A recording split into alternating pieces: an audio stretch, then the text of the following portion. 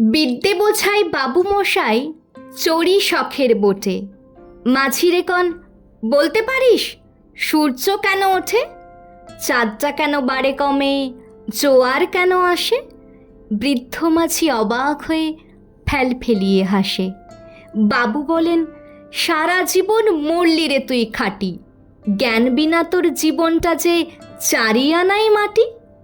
খানিক বাদে কহেন বাবু, বল তো দেখি ভেবে, নদীর ধারা কেমনে আসে পাহাড় হতে নেবে?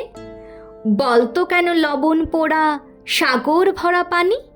মাঝি সে কয়, আরে মশাই অত কি আর জানি। বাবু বলেন, এই বয়সে জানিস নেও তা কি? জীবনটা তোর নেহাত খেলো, অষ্ট আনাই ফাঁকি। আবার ভেবে কহেন বাবু, বল তো ওরে বুড়ো, কেন এমন নীল দেখা যায় আকাশের ওই চূড়ো? বল তো দেখি সূর্য চাঁদে গ্রহণ লাগে কেন? বৃদ্ধ বলেন, আমায় কেন লজ্জা দিছেন হেন?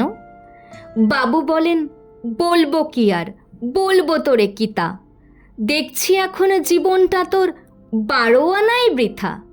খানিক বাদে ঝড় উঠেছে, ঢেউ উঠেছে ফুলে, বাবু দেখেন নৌকোখানি ডুবলো বুঝি দুলে। মাঝিরে কন, এ কি আপদ ওরে ও ভাই মাঝি, ডুবলো নাকি নৌকো এবার, মরবো নাকি আজি?